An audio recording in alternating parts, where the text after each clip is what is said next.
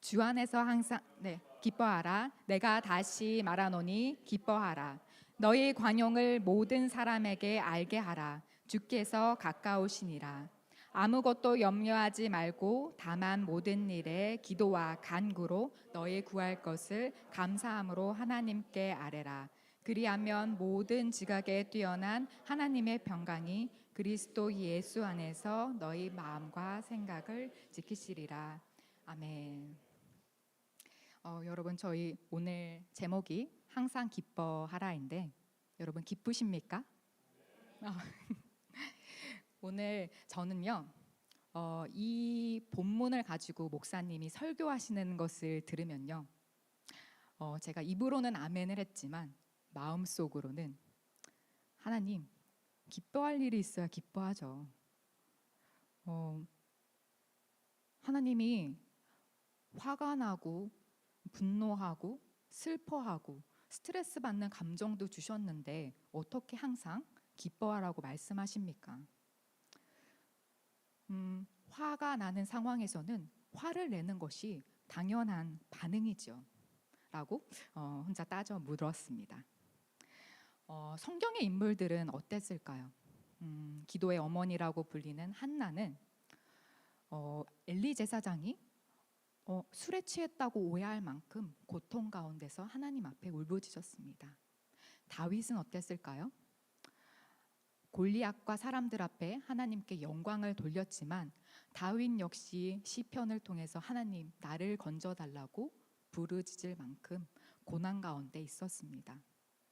에스더는 어떨까요? 에스더는 부모님을 어려서 잃고 자기의 민족과 정체성을 드러내지 못하는 삶을 살았습니다.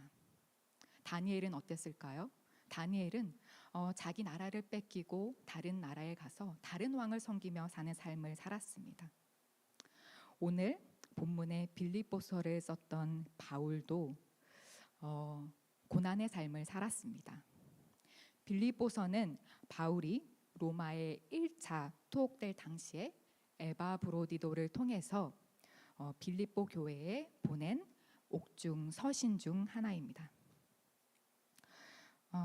빌립보서를 잘 살펴보면 바울이 죽음의 갈림길에서 고뇌하고 있다는 것을 우리는 알 수 있습니다. 바울은 빌립보서 1장 21절에서 24절의 말씀을 통해 이렇게 말하고 있습니다. 내게 사는 것이 그리스도니 죽는 것도 유익함이라. 그러나 만일 육신으로 사는 이것이 내 일의 열매일진데 무엇을 택하여 할지는 나는 알지 못하도다. 내가 그 둘 사이에 끼었으니 차라리 세상을 떠나서 그리스도와 함께 있는 것이 훨씬 더 좋은 일이라. 그렇게 하고 싶으나 내가 육신으로 있는 것이 너희를 위하여 더 유익이리라 라고 전했습니다. 바울은 삶과 죽음 사이에서 고뇌하고 있었습니다. 또 바울은 근심과 슬픔 가운데 있었습니다. 그는 빌립보서 2장 27절과 28절에서 하나님이 아픈 에바브로디도를 고치셨다고 전하면서 27절에 하나님이 그를 불쌍히 여기시고 또 나를 불쌍히 여기셔서 나에게 더 슬픔이 겹치지 않게 하셨다고 전하고 있습니다. 28절에서는 여러분이 그를 다시 보게 된다면 기뻐할 것이요 내 근심도 덜게 될 것입니다 라고 말하고 있습니다. 기뻐하라고 말하고 있는 바울 역시 문제의 상황 가운데 있었고 매일 삶에서 슬픔이 떠나지 않았습니다. 기뻐할 수 없는 상황에 있는 것은 빌립보 성도들도 마찬가지였습니다. 빌립보 교회는 이방 여인 루디아의 집에서 시작되었습니다. 최초의 성도는 귀신 들린 여종이었고 빌립보 감옥의 간수들과 그 가족들이 성도였습니다. 빌립보 교회는 아주 적은 수의 성도들로 시작되었고 가난했습니다. 고린도후서 8장 1절에서 2절은 형제들아 하나님께서 마게도냐 교회들에게 주신 은혜를 우리가 너희에게 알리노니 환난의 많은 시련 가운데에서 그들은 넘치는 기쁨과 극심한 가난이 그들의 풍성한 연보를 넘치도록 하게 하였느니라 라고 전하고 있습니다. 여기서 말하는 마게도냐 교회들 중 하나가 오늘 본문의 빌립보 교회입니다. 빌립보 교회 성도들은 핍박 가운데 있었고 극심한 가난을 겪었습니다. 그럼에도 불구하고 성도들은 바울의 선교비를 보내주었고 바울을 대신해 핍박을 받는 자리에 있었습니다. 그런 상황을 겪으면서 빌립보 성도들은 핍박에 대한 두려움을 느끼고 바울의 투옥이 장기화되면서 낙심하게 되었습니다. 빌립보 성도 교인들도 기쁨과는 먼 상황에 놓여 있었죠. 이런 빌립보 교회의 바울은 서신을 통해 상황에 개의치 말고 기뻐하라고 권면했습니다. 이런 상황 가운데 바울은 어떻게 기뻐하라고 말할 수 있었을까요? 저는 오늘 이 시간 본문 말씀을 근거로 우리가 어떻게 항상 기뻐할 수 있는지에 관하여 나누고자 합니다. 항상 기뻐하기 위해서는 우리는 먼저 하나님이 만드신 그 감정이 무엇인지 알아야 합니다. 잠언 16장 32절에는 노하기를 더디하는 자는 용사보다 낫고 자기의 마음을 다스리는 자는 성을 빼앗는 자보다 나으니라 라고 말하고 있습니다. 그런데 슬퍼할 만한 상황에서 슬퍼하지 않고 분노할 만한 상황에서 화를 내지 않고 감정을 다스리는 것이 힘들 때가 많습니다.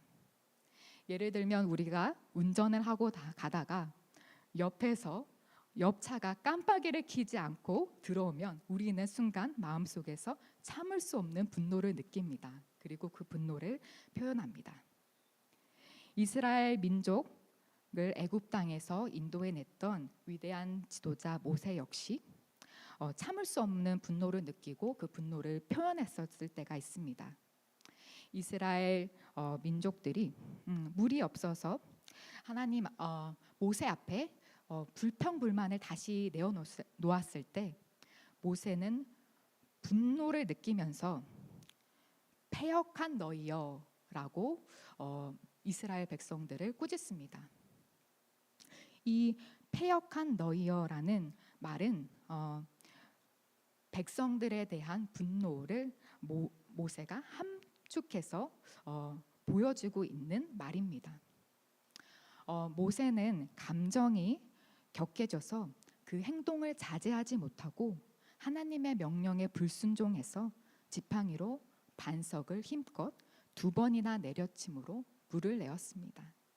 이 행동은 하나님의 말씀으로 물을 낸 것이 아니라 마치 자기가 영광을 드러내듯 혈기로 물을 낸 것이었고 그 결과 모세는 약속의 땅에 들어가지 못하는 일을 겪게 됩니다.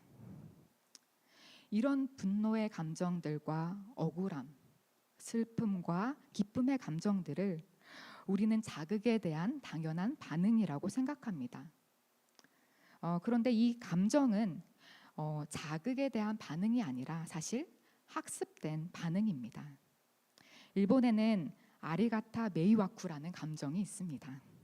이 감정은 누가 당신에게 받고 싶지 않은 호의를 베풀었을 때 난처해졌지만 그래도 감사함을 표현해야 될 때 느끼는 표현이라고 합니다. 그런 감정이라고 합니다. 우리가 이 복합적인 감정을 이해하려면 난처함, 또 감사함, 애매함 등의 여러 가지 감정을 조합해서 생각해야 하지만 이미 이 감정 개념을 갖고 있는 일본인들에게는 이런 상황이 생겼을 때 바로 이런 감정을 느끼게 되죠. 즉 특정 문화권에서는 어떤 상황이 생겼을 때 반작용처럼 느껴지는 감정이 다른 문화권에서는 이해해야 알 수 있는 감정이라는 것이지요. 태어날 때부터 억울함과 분통함을 알고 태어나는 아이는 없습니다. 살면서 감정이 학습되어지는 것이지요. 또 이 학습된 감정은 사용하면 사용할수록 커지게 됩니다. 여러분은 화가 화를 낳는다는 말을 들어보시지 않으셨습니까?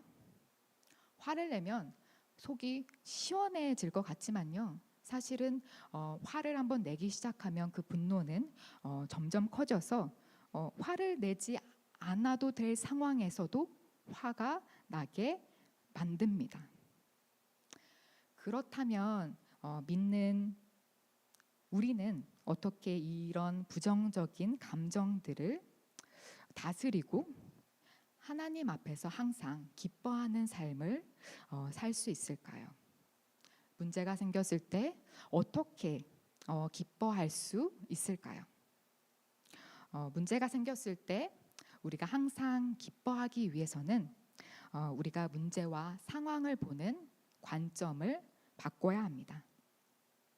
관점을 바꾸는 3가지 방법이 있는데 그 첫 번째는 고난에도 은혜가 있을 수 있음을 기억해야 한다는 것입니다.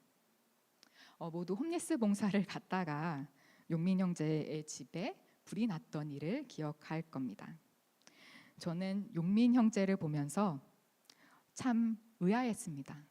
보통 초신자의 경우에 교회에 봉사를 하다가 집에 불이 나서 갈 곳이 없어지고 가진 것이 다 탄다면 하나님을 원망하고 교회를 좀 멀리 할 법도 한데 용민 형제는 계속 왜 교회에 나오고 있는 것일까? 저는 너무 그게 궁금했습니다. 그래서 어느 날 같이 차를 타고 오다가 용민 형제에게 물었습니다. 용민 형제 그때 홈리스 사역을 하러 나왔다가 집에 불이 났을 때 솔직히 하나님을 조금 원망하지 않았어요? 라고 물었습니다. 그런데 용민 형제가 이렇게 답했습니다. 그때 하나님을 원망하기도 했었습니다. 하지만 내가 그날 홈리스 사역을 하러 나오지 않았다면 그 집에서 제가 다치거나 죽었을 수도 있다고 생각합니다. 그날 하나님이 저를 보호해 주신 것 같습니다. 그리고 그날 제가 하나님을 만난 것 같습니다. 라고 이야기했습니다.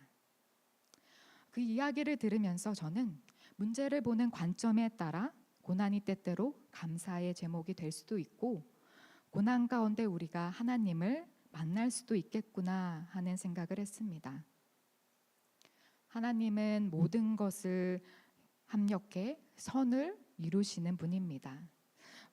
문제 자체에 집중하지 않고 그 가운데 역사하시는 하나님에게 우리 시선을 집중한다면 우리는 고난을 통해서도 은혜를 받을 수 있습니다. 우리의 시선을 우리의 관점을 바꾸는 2번째 방법은 고난 중에 하나님을 묵상해야 한다는 것입니다. 우리는 같은 상황, 같은 것을 보더라도 마음에 무엇이 있느냐에 따라서 다르게 받아들이고 다르게 느낍니다. 성경에는 메뚜기 재앙, 메뚜기 비유가 많이 나옵니다. 민수기 13장에서는 가나안 땅을 살펴보고 온 이스라엘 정탐꾼들이 가나안 땅에는 키가 큰 사람들이 많고 네피림 후손, 즉 거인들도 있었다. 그래서 우리는 이길 수 없다고 말하면서 자신들은 메뚜기같이 작고 그들이 보기에도 메뚜기같이 작았을 것이다 라고 말하고 있습니다.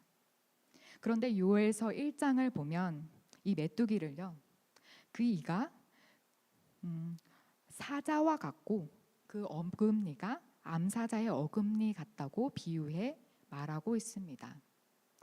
요엘서의 메뚜기가요, 품종에 개량된 슈퍼 메뚜기였을까요?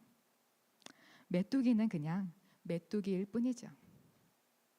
다만 요엘서 1장 배경에서 메뚜기는 그 메뚜기 때문에 땅이 황폐해져서 농사가 잘 안 되었던 상황이 있었을 뿐입니다. 우리는 살면서 물질을 이 메뚜기와 같이 생각할 때가 많은 것 같습니다. 돈은 그냥 수단에 불과하지만 상황과 환경이 딱 만들어지면 돈이 무서워지고 돈 때문에 근심 걱정이 생기고 계속 이것을 묵상하게 됩니다.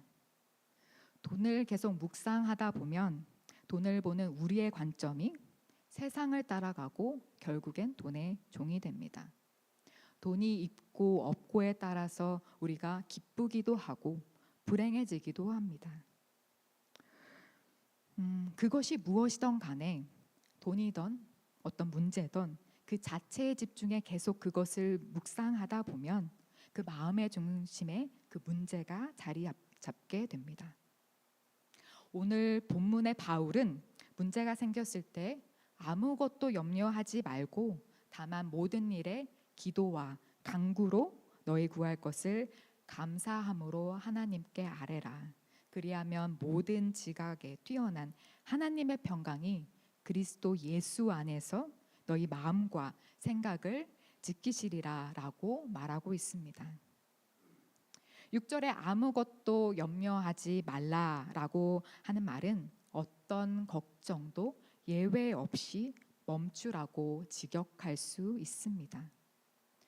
바울과 빌립보 교회 성도들의 염려는 허구적인 불안이 아니었습니다. 감옥에 갇히고 핍박을 받는 실질적인 문제였음에도 불구하고 바울은 문제가 아무리 크더라도 그리고 문제가 아무리 무겁더라도 모든 지각에 뛰어난 하나님께서는 그것들보다 훨씬 더 크시다는 사실을 강조하고 있습니다. 하나님은 누구보다도 우리를 사랑하시고 그 문제보다도 더 크신 분입니다. 우리가 문제 자체에 집중해 내 힘으로 해결하려고 문제를 계속 묵상하기보단 우리를 사랑하시는 큰 하나님을 묵상하고 기도한다면 우리는 어떤 상황에서도 감정에 좌지우지 되지 않을 수 있습니다. 세 번째 관점을 바꾸는 방법은요. 고난 중에도 감사할 것이 있음을 보아야 한다는 것입니다. 다니엘 기도회를 통해서 들었던 기미야 집사님 간증을 기억하십니까? 이 집사님 얼굴은 반이 점으로 뒤덮여서 부모님에게 버림받고 자신을 후원하고자 온 후원자들에게도 버림받고 평생 사람들의 따가운 시선을 받으며 괴물이라 놀림받으며 사셨지만 그럼에도 불구하고 감사를 선택하시고 문제 가운데서도 감사하는 것을 찾는 삶을 사셨습니다. 하나님은 이런 집사님을 축복하셔서 가정을 허락하시고 아이들을 허락하셨지만 아이들이 생기자 집사님에게는 한 가지 걱정이 생기셨습니다. 그건 혹여 아이들이 자신의 얼굴 때문에 차별을 받지는 않을까, 자신의 얼굴 때문에 놀림을 받지는 않을까 하는 것이었습니다. 그런데 이 아이들 집사님의 걱정대로 차별받는 아이로, 놀림받는 아이로 자랐을까요? 이 집사님은 이 집사님의 모든 상황에서 감사함을 찾는 그 관점, 그 삶의 관점이 아이들에게도 전해졌습니다. 아이들이 넘어지면 보통의 부모님들은 어머 다쳤어? 조심해야지. 그러니까 왜 그렇게 뛰어다녀? 라고 할 텐데 집사님은 와 이렇게 세게 넘어졌는데 이거밖에 안 다쳤어? 하나님이 뒤에서 너희를 붙들어 주셨나 보다 라고 말해주시면서 문제 가운데서도 긍정적인 면을 볼 수 있게 가르쳐 주셨다고 합니다. 이런 삶의 태도를 배운 아이들은 문제가 더 이상 문제가 되지 않았습니다. 또 엄마의 장애를 부끄러워하지 않았고 오히려 그 장애를 자랑스러워하는 아이들이 되었습니다. 우리의 감정과 마음은 학습되고 변하고 성장할 수 있습니다. 그렇기 때문에 우리가 감사할 것을 찾는 삶을 연습한다면 우리는 삶에서 잃어버렸던 기쁨도 회복할 수 있습니다.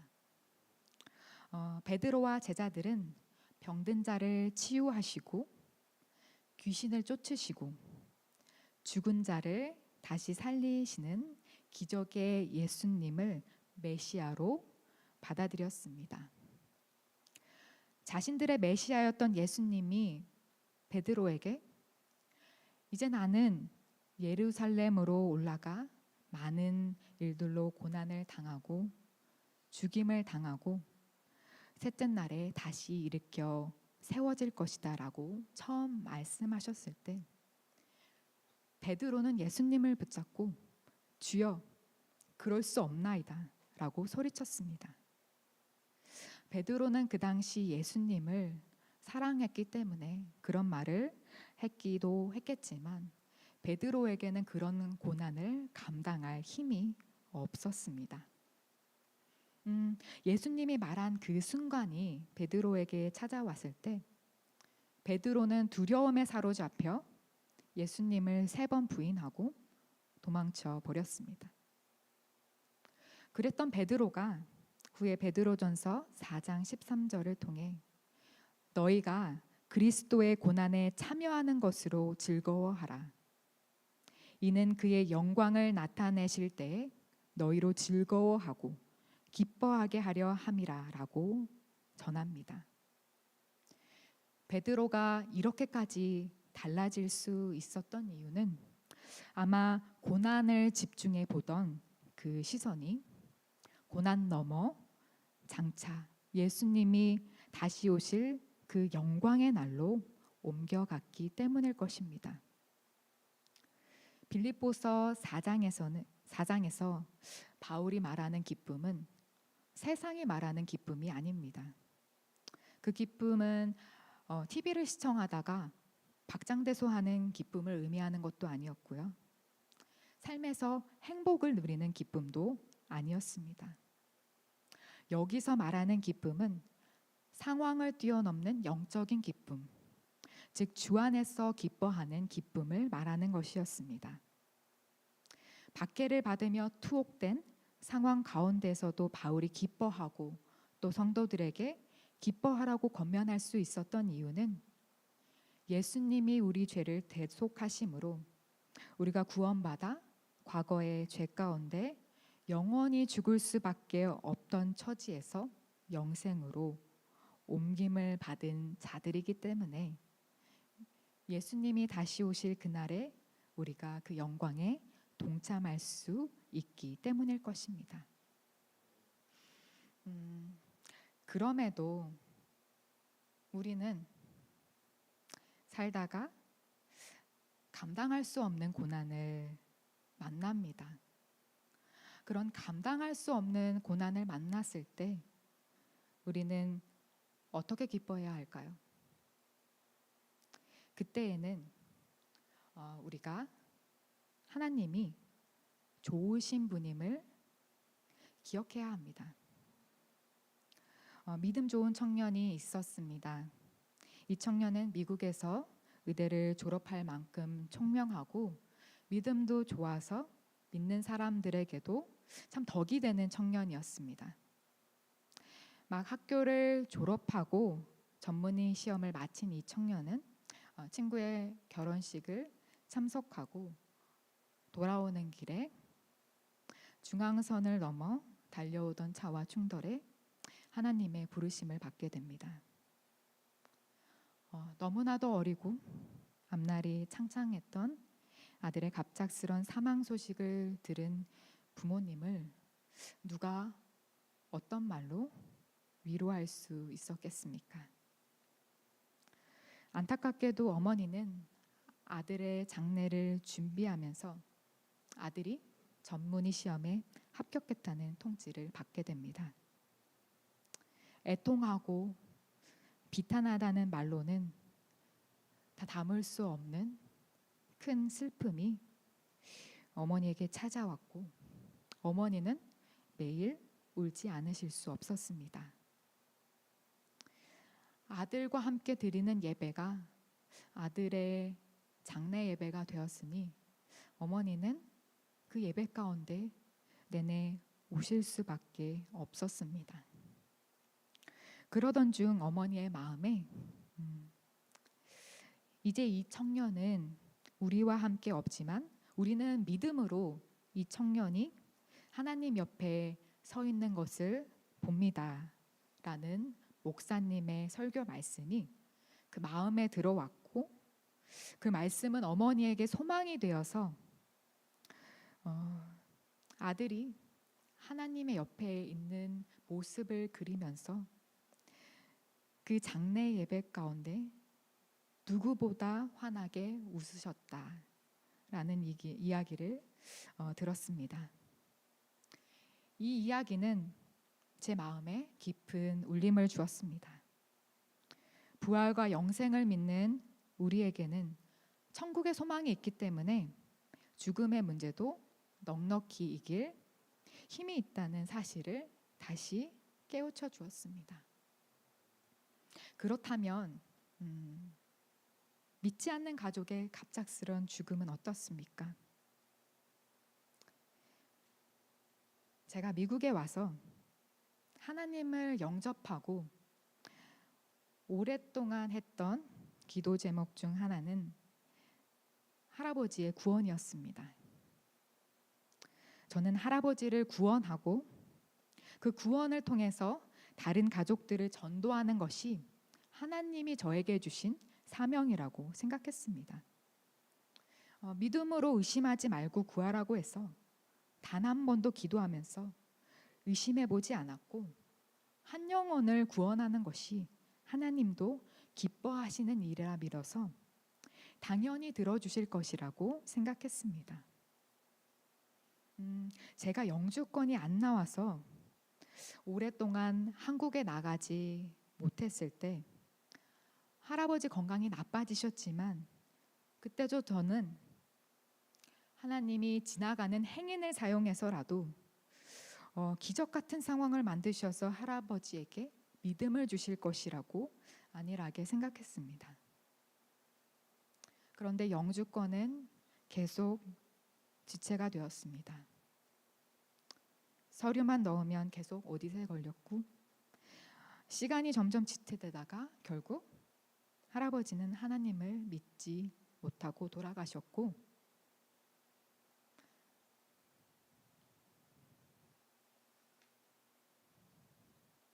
저는 그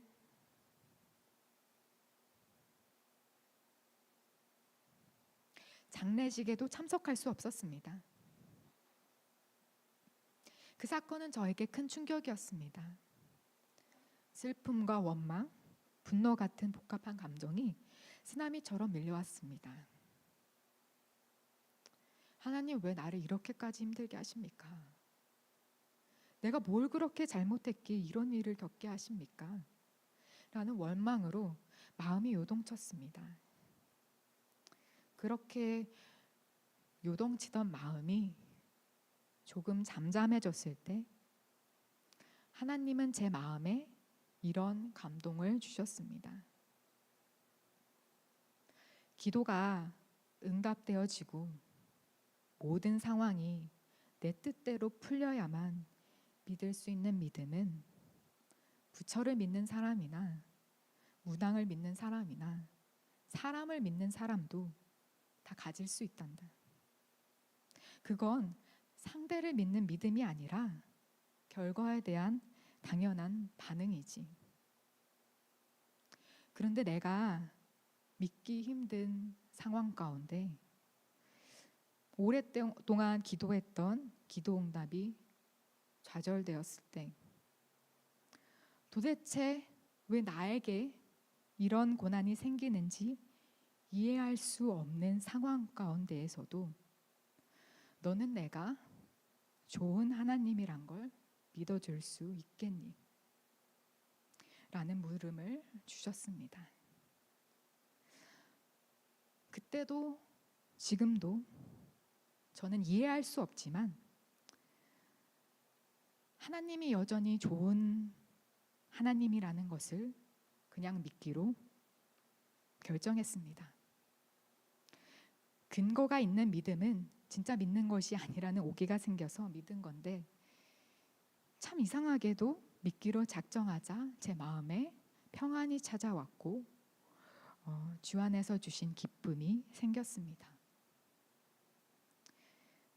성경의 다윗은 어떤 상황 가운데에 있더라도 하나님이 좋은 분이란 것을 기억했습니다. 사울이 사람을 보내 다윗을 죽이려고 했을 때에도 시편 59편에서 하나님은 나의 요새시며 나를 긍휼히 여기시는 하나님이라고 고백했고, 또 인구조사로 범죄해서 회개했지만 하나님이 용서해 주시지 않으셨을 때에도 하나님은 긍휼이 크신 분이니 하나님이 선택권을 주신 세 가지 고난 가운데 하나님이 주신 고난을 택하겠다고 결정했습니다. 자신의 아들 압살롬에게 쫓겨나는 수치를 당했을 때에도 다윗은 시편 63편에서 주께서 항상 나의 도움이 되셨으므로 내가 주의 날개 그늘 아래 기뻐 노래합니다 라고 고백했습니다. 잘못한 것 없이 도망쳐 다녀야 했을 때, 회개했지만 아이가 죽었을 때, 자신의 아들에게 배신당하는 고통 가운데에서도 하나님은 좋은 분이었습니다. 다윗은 그 사실을 잊지 않았고, 그런 다윗의 마음에 하나님은 기쁨을 주셨습니다. 시편을 통해 다윗은 주께서 나의 슬픔이 변하여 내 춤이 되게 하시니 나의 베옷을 벗기시고 기쁨의 띠를 띄우셨다고 고백하고 있습니다. 우리가 고난 중에 하나님의 선하심을 믿는다면 우리는 그 문제를 넘어서 일하시는 하나님과 우리의 슬픔을 바꾸어 기쁨을 주시는 하나님을 경험할 수 있습니다. 설교를 마무리하겠습니다. 사람의 신체는요, 어떤 상황을 직접 경험하거나 체험하지 않아도 사진을 보거나 상상만 해도 반응하고 그 감정이 변합니다. 우리는 자동차가 충돌하는 장면을 사진으로만 봐도 심박수가 상승하고 혈압이 변하고 혈관 확장 같은 변화가 일어납니다. 그래서 우리는 사랑하는 사람과 손을 잡고 있는 상상만으로도, 또 사랑하는 사람을 직접 보지 않고 그 사진만 봐도 스트레스가 감소합니다. 고린도전서 13장 12절은 우리가 지금은 거울로 보는 것 같이 희미하게 보지만 그때에는 얼굴과 얼굴을 맞대고 볼 것이며 지금은 내가 부분적으로 알지만 그때는 하나님이 나를 아신 것처럼 내가 완전하게 알게 될 것이다 라고 전하고 있습니다. 지금은 우리가 하나님을 볼 수도 만질 수도 없지만 언젠가 그분 앞에 설 날이 있을 것입니다. 누군가를 만날 날이 기다려지고 또 상상만 해도 행복해진다면 여러분은 분명 그 사람을 사랑하고 있는 것일 겁니다. 그렇다면 저는 제 처음 질문, 여러분 기쁘십니까? 를 이렇게 바꿔보겠습니까? 여러분 하나님을 사랑하십니까? 내 뜻대로 내 인생이 풀리지 않아도 하나님을 여전히 사랑하십니까? 하나님을 생각하는 것만으로도 여러분은 행복하십니까? 처음 하나님이 나 같은 죄인을 살리셨구나 감격했던 그 마음을 가지고 살아가고 계십니까? 저는 하나님을 알면 알수록 가까이 하면 할수록 예배의 자리로 나오고 기도할수록 내가 그분을 사랑할 수밖에 없구나 하는 것을 깨닫습니다. 우리가 하나님을 온 마음 다해 사랑할 때 우리는 어떠한 상황 가운데에서도 하나님 앞에 다시 설 그날을 마음속으로 그려보면서 항상 기뻐할 수 있습니다. 저는 큰빛 은혜교회 성도 여러분들이 보이지 않아도 그 뜻을 다 헤아려 알 수 없어도 하나님을 믿기로 작정하시고 모든 상황과 고난 가운데 소망을 가지고 기뻐하시길 축복하겠습니다. 저희 이 시간 오늘 나눈 말씀을 놓고 함께 기도하는 시간을 갖겠습니다. 이 시간 가운데 하나님께 우리가 기쁨을 구했으면 좋겠습니다. 우리가 살면서 기뻐하지 않을 때도 있었고 분노에 차서 하나님께 원망을 쏟아내며 살 때도 있었지만 이 시간 가운데 하나님이 우리의 마음을 돌이키시고 또 감사가 회복되게 하셔서 우리가 다시 기쁨으로 하나님을 섬기고 또 기쁨으로 하루를 살 수 있는 성도들이 되게 해달라고 간구하며 또 성령님이 우리 가운데 함께 해달라고 기도하며 나아가는 시간 됐으면 좋겠습니다. 다 같이